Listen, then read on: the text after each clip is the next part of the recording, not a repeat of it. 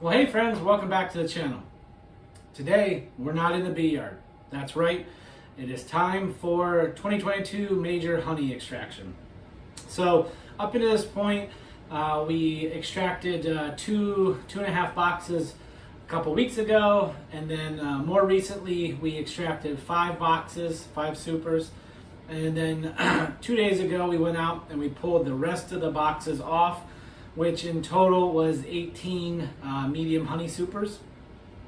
I have them in a room with the dehumidifier running and fans blowing down on the stacks to kind of help mitigate any moisture. The majority of this stuff is capped, fully capped. There's some partial. I do have my refractometer handy and I'm spot testing. Everything has been plenty low on the moisture content, so no worries so far. Just getting started. I've spun 2 supers worth, so lots to go. So I figured I'd do a quick video here, kind of show my setup as a very, hobbyist beekeeper, keeping a low budget type of operation. So give me a second and I'll grab you here and show you what I'm working with. All right, so this is my basic assembly line here. I've got a folding table set up where I put my super that I'm working on down. And then I've got my homemade uncapping tank that I made a few years back, just using a standard plastic food grade tote with some stainless steel kind of wire racks in there to kind of catch the cappings, the big stuff. I just use a standard bread knife. Has always worked great for us for the majority of the capping. And then right into my manual hand crank 2-frame extractor.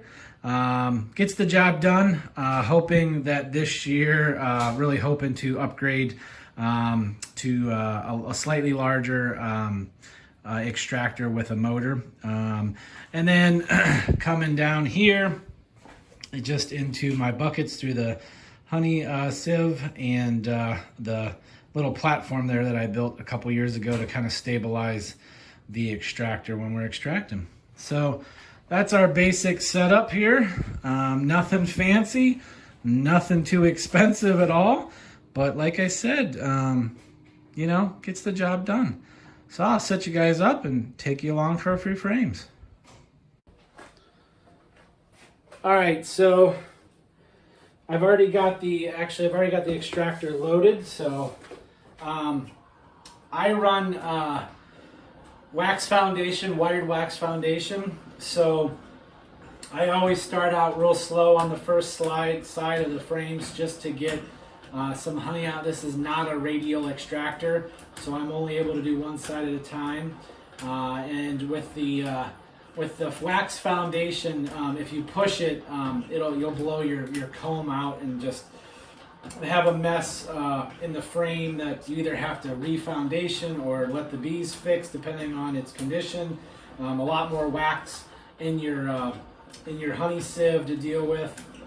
So I usually go real slow and just for a little bit of time until I go ahead and do my first flip, just trying to get some of the weight off of the one side.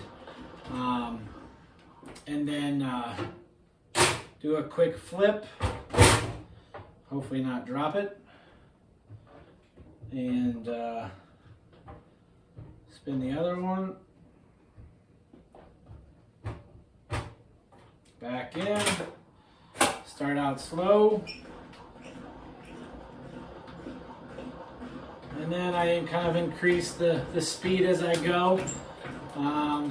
As some of that weight comes out, and then rinse and repeat. Pretty straightforward, nothing too complicated. Like I said, we pulled 18 supers. Some boxes were run with 8 frames, some of them are 7 frames. I haven't got to those yet. Everything, the stack I'm working on now is some of the later boxes we put on, so they're a little lighter. They were 8 frames and not 7, so they're a little bit lighter. I haven't got into the nice fat comb from the 7 frame setups yet. But we're doing all right. I'm two 2 supers and halfway through this one, and we got about half of a 5-gallon bucket full, plus this extractor, given its design and with the not a flat bottom, the extractor itself holds quite a bit of honey before it even reaches the gate. So we're doing all right. We should definitely fill up a few buckets to get us through hopefully most of a year before we need to do another, before we get to our next honey harvest next year. But it doesn't, you don't have to have a lot of money. There's this extractor was maybe $150 when we bought it 5 years ago now, 5 years ago. I built the platform that it's on for next to nothing because it was some leftover vinyl plank flooring, or leftover 2x4s, leftover plywood from various projects. So that was mostly scrap stuff that I had laying around. I think my entire uncapping setup here, I might have $25 in because I think the bin was maybe $20. I have a honey gate on the front of it, and then the wire racks were a few bucks.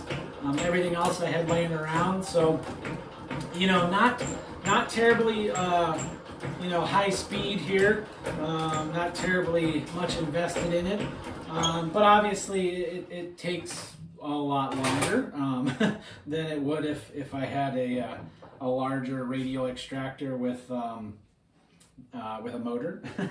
But we don't. Maybe next year.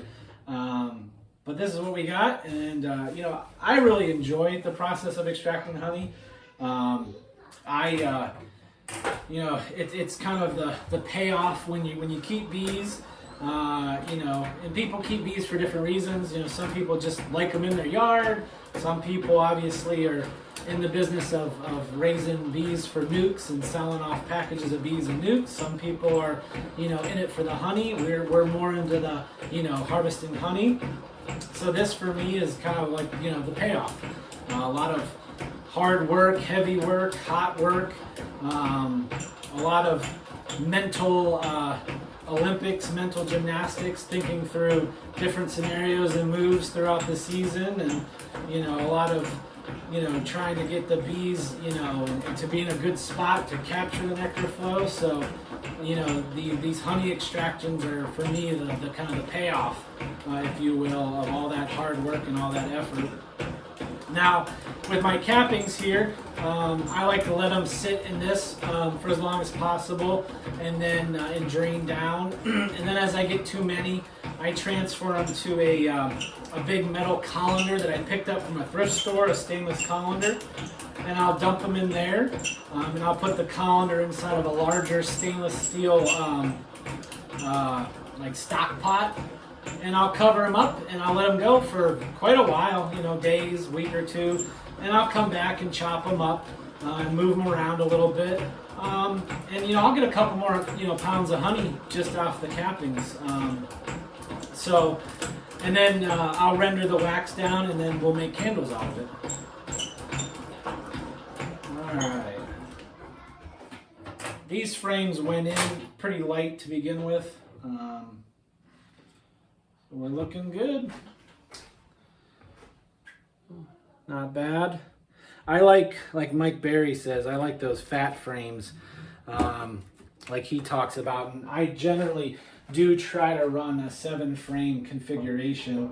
The boxes I'm doing now are boxes that were put on late in the honey season, and they went in as 8 frames, so they're not as drawn out and fat as I try to get. But here we have a decent frame, not too bad, a little bit fat on the one side.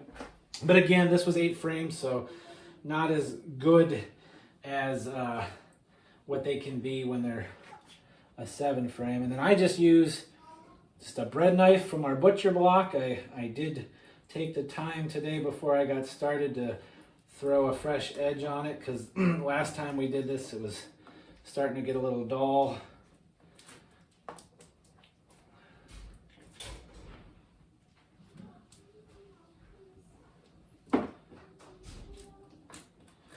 I'll run the edges just to make sure I got most of the cells uncapped.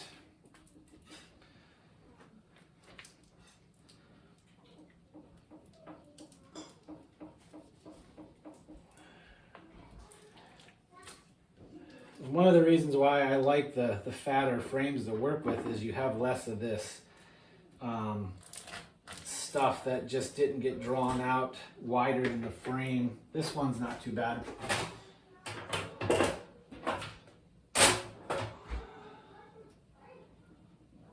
And then right into the basket we go. And we get our next frame here. Not too bad.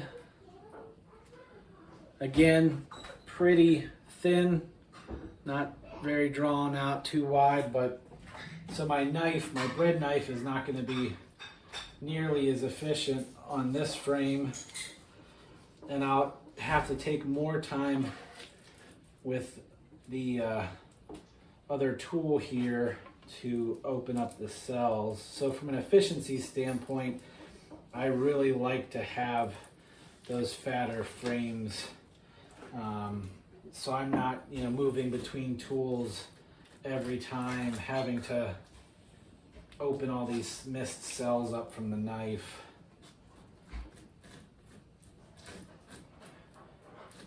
This is kind of cool for me too.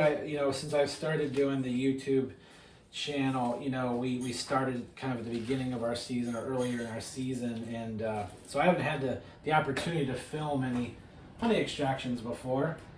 So this is kind of fun, and hopefully our friends and followers will enjoy, and anybody else that stumbles across. I watch a lot of Beekeeper. I've watched all of Mike Berry's stuff this year and in past years of his, Mr. Ed and Bruce's Bees, and just a lot of those folks. I love watching the extraction videos. Never gets old, especially when you get to like Mr. Ed's setup and all his equipment and the massive amount of honey that he gets to pull. It's fun to watch. I was a little off kilter with one of the frames, so I just took a quick second to readjust it to get it spinning a little bit better here. But this is the basic process. Pull the frame out of the box, get the cappings off in the extractor, spin, flip, spin, flip, spin, back in the box, off to the next one.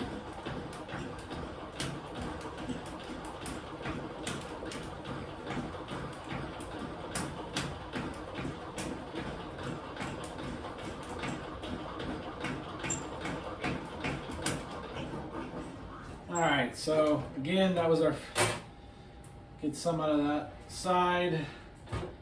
I've definitely, even this year, I've blown out a few frames by just going a little bit too hard, too fast, not flipping enough. So unfortunately, that slowed me down. The process takes longer because of all the flipping. But I really don't want to damage too much comb. I like to keep it as intact as possible for the bees for next year. And what I'll do is some of this comb I'm going to use to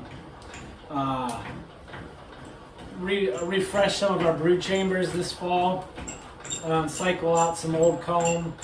A lot of this will end up, my process is I will freeze these frames. It takes forever because my deep freezer is full, so it takes a while, but I will freeze every frame for about 2 days, and then I store them in large clear Tupperware bins. I can fit like 22, 24 medium frames in a bin, and they have a nice rubber gasket seal that keeps the wax moths and stuff out of them. And I did that last year for the first time with great success. I froze everything, put everything in bins that were well sealed, stacked them up, and I came into this season, I didn't lose a single frame to wax moths, to ants, anything else. It kept, they came out looking just as good as they went in. So I'm going to try to do that again this year. I'm going to have a lot more frames to freeze and process, but it really paid off this year. Having all that comb ready to go for the bees when the honey season hit. I still was giving foundation in between to make sure I'm still drawing new comb, but it really did give a nice leg up when the nectar flow started to hit, to have that drawn comb ready to go. And it is so invaluable too when you need to make a split, or you need to build out a hive, or you've got brood comb that's getting a little old and it's time to start cycling it out. It is so valuable to have drawn comb ready to go and at your disposal. Something that I definitely learned the value of very quickly. As a new beekeeper, you really don't have much or any of that to speak for, but you come to really appreciate having it, and you come to understand how much work and effort and energy it takes the bees to draw that comb. So it is really a precious resource that we try our best to take care of our comb, especially in between seasons with how we handle and store it. But yeah, guys, that's going to be kind of a wrap here. I'll repeat this process through 15 more boxes, and we'll pick up at the end and give you a count on how this year's harvest looks like. So stay tuned, and we'll be right back.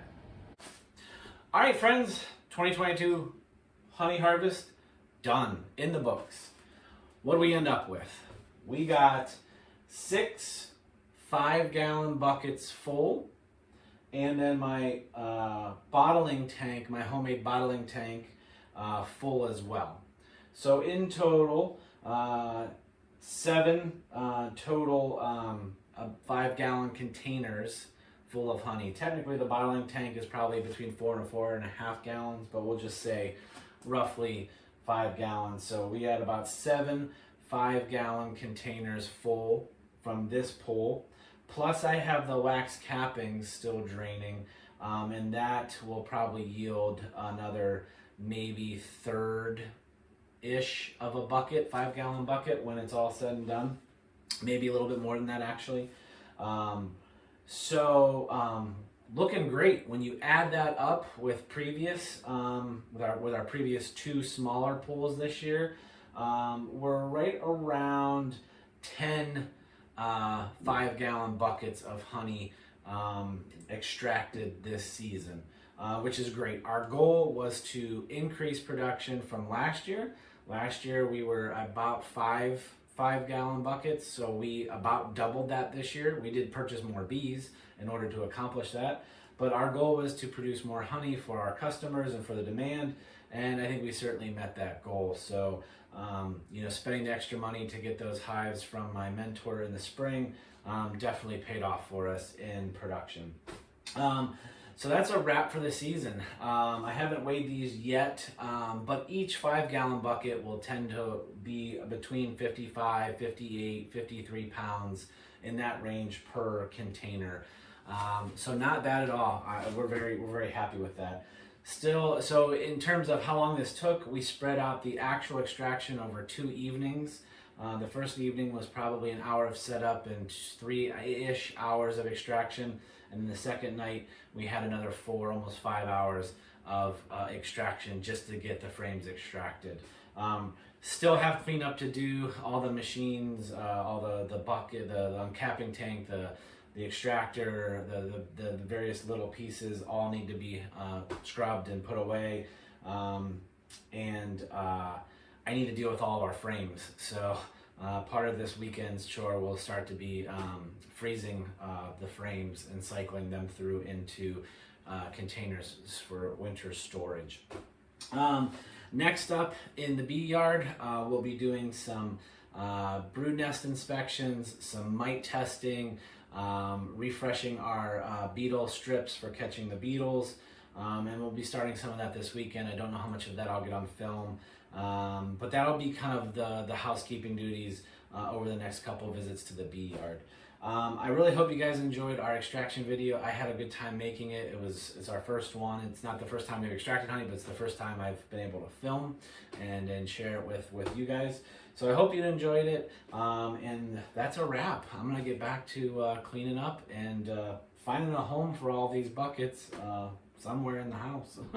So take care, everybody. Hope everybody's doing well. Hope everybody's bees are well. And we'll see you real soon. Bye.